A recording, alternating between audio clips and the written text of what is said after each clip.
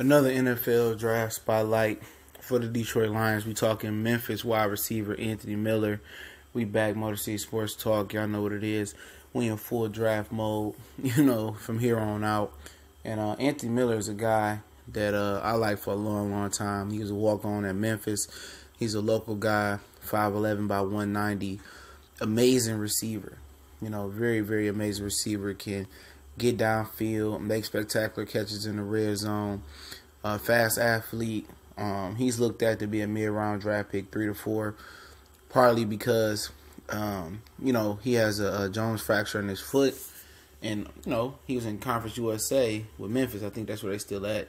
And I remember checking out Paxton Lynch and when he was at Memphis, see if he was the real deal. And Anthony Miller was making all the plays.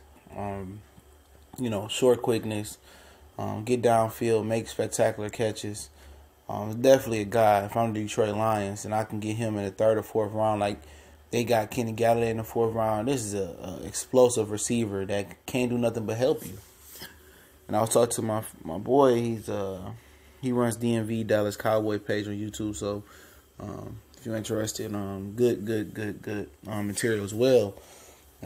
He was looking at him as well, hoping the Cowboys draft him. I'm hoping the Lions draft him. They talking about having contract talks with Golden Tate this summer. I don't see the need to bring him back. I just see the slippage. Not everybody can see the slippage of an athlete, but I do. And that's just my personal belief. And I believe you can replace Golden Tate with this guy. Have a tutelage year. He is going to run his pro day, so and do all the grills at his pro day. So his stock may soar up, and it might jump to second round. And we know we don't need a receiver in the first 2 rounds. But if you get to the third and fourth round, then it's really best available. You know what I'm saying? If you got a talent like Anthony Miller, you go get him. He reminds me of like a Randall Cobb type of guy, but his ability to play on the outside and be effective has NFL aficionados calling him more of a Doug Baldwin with the attitude and in the Steve Smith mode. Those smaller guys that, can out jump bigger corners or average size corners or same size corners and get the ball at its high point and make plays on the ball. And they deep threats. But I think Miller is a better athlete than Doug Baldwin, and he's bigger than Steve Smith. I'm not saying he's greater or going to be better than them, but that's the comparison. And he has that chip on his shoulder like Steve Smith and Doug Baldwin. I think that's where the comparisons really, really come into play at. That he was a walk-on. He wasn't a no-star recruit coming out of Memphis. He didn't get no stars. He walked on at Memphis University. And, he's a baller. He got injured his first 2 years, so injuries is something to look at. But this guy, if you watch his highlights, this guy's a certified baller. If you could add this guy on your team, why wouldn't you? Especially in the fourth round, third round, he's still there. I don't see too many players in the third or fourth round that's going to be better than him or have the talent that he has. And, some of the knocks on him is that ball security, he fumbles a little bit. That's something you could fix in the professional ranks in football. Something you could fix. Ball security, just paying more attention to detail. This dude was a walk-on at Memphis. And I'm going to tell you, look at it this way. You ever see guys like Dakota Prescott, Dallas Cowboys, you see guys that's in the mid-rounds. Randall Cobb was a second-rounder, I believe.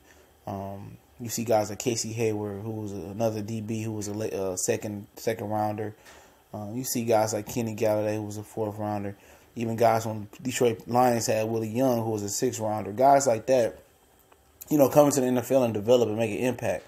When you usually come from, smaller schools and nobody knows who you are, when you come from small schools, you don't have the premier coaching that they may have at Alabama or they may have at Oregon or they may have at Michigan or Michigan State or Florida, or Texas A&M. Texas, you might not have that premier coaching.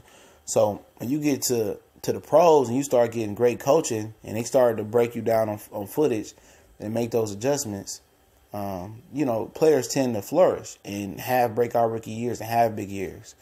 I think Anthony Miller, with some pro tutelage and some pro coaching, under some players, he going to be big time. I really do think he's possibly going to be the steal of this draft. And I'm not the only one thinking that. And I think if the Lions, if he's there at the third round and they drafted a running back already, I pull the trigger on the guy because he instantly can offer what Golden Tate offers in the slot without the experience. But he also can give you what a younger Golden Tate can give you, but better with the ability to get downfield and jump up and make plays on the ball, in my opinion.